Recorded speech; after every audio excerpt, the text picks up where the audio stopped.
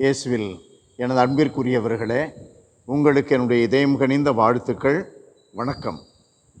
அன்பானவர்களே, நம்முடைய மீட்பரும் ஆண்டவருமான இயேசு கிறிஸ்துவை மார்த்தா என்ற சகோதரி தன் வீட்டிற்குள் அழைக்கிறார். அவருடைய சகோதரி மரியா அங்கே இருக்கிறார்.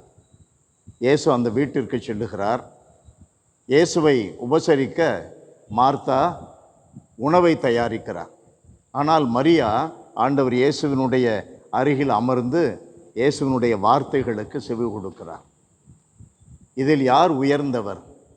அந்த கேள்வி எழக்கூடாது. அன்பானவர்களே, எப்படி நம்பிக்கை கொண்டவர்கள் என்னிடம் நம்பிக்கை உண்டு என்று சொன்னால் அதை செயலில் காட்ட வேண்டுமோ, நம்பிக்கையும் தேவை, நம்பிக்கைக்கு வெளிப்பாடாக செயல்கள் தேவை என்பது போல ஆண்டவருடைய வார்த்தை கேட்பது முக்கியமானது. அது மிக முக்கியமானது. அந்த வார்த்தையை உள்ளத்தில் தாங்கியவர்களாய் இயேசுவை உபசரிக்க நாம் வேலைகளும் செய்ய வேண்டும். இயேசுவை சாட்சிப்படுத்த, இயேசுவை சாட்சி சொல்லி இயேசுவை மகிமைப்படுத்த நாம் உண்மையாகவே வேலைகள் பல செய்ய வேண்டும். மார்த்தா, மரியா 2 பேரும் இயேசுவிற்கு பிரியமானவர்கள். ஆகையினால் தானே அந்த வீட்டில் சென்று ஆண்டவர் தங்குகிறார். லாசர் இயேசுவுக்கு மிக பிரியமானவர். ஆகையினால் தான் அந்த வீட்டிற்கு செல்லுகிறார்.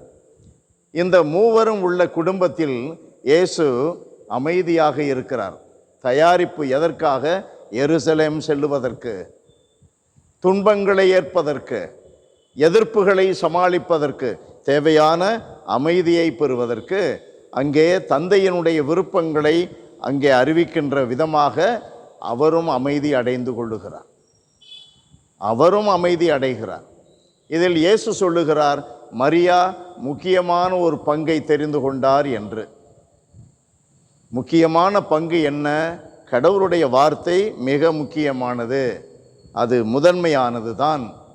ஆனால் கடவுளின் வார்த்தையை ஏற்றுக்கொள்ளுகிறவர்கள் இயேசுவை, இயேசுவினுடைய சீடர்களை, அயலானை அன்பு செய்து ஏற்றுக்கொள்ள வேண்டும்.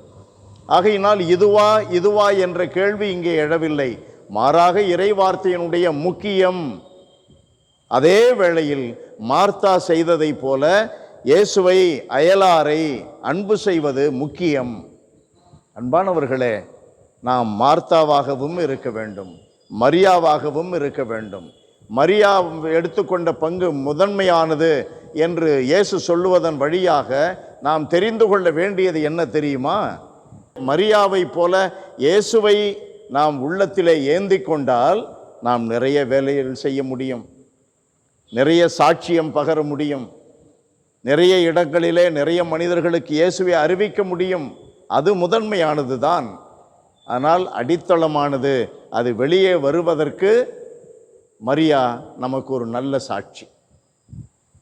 அன்பின் தகப்பனே, எங்களுடைய வாழ்க்கையில் எந்த குழப்பமும் ஏற்படாதபடி தெளிவுபடுத்துகின்ற ஆவியானவரை கொண்டு எங்களை வழிநடத்தும். முதன்மையானது உம்முடைய வார்த்தைகள் தான், உம்முடைய விருப்பங்கள் தான். முதன்மையான பங்கு அதுதான். ஆனால் அதை கொண்டு நாங்கள் அயலாரை அன்பு செய்ய, உமக்கு சான்று பகர, உம்மை அறிவிக்க என்று அதை அடித்தளமாக கொண்டு முதன்மையானதை பெற்றுக்கொண்டு அதிலிருந்து புறப்படுகின்ற சாட்சிய வாழ்வை நாங்கள் விட்டுவிடாமல் இருக்க எங்களுக்கு தெளிவையும் உறுதியையும் கொடுத்தரணும். இயேசுவின் நாமத்தில் ஜெபிக்கிறோம் பிதாவே. ஆமென், ஆமென்.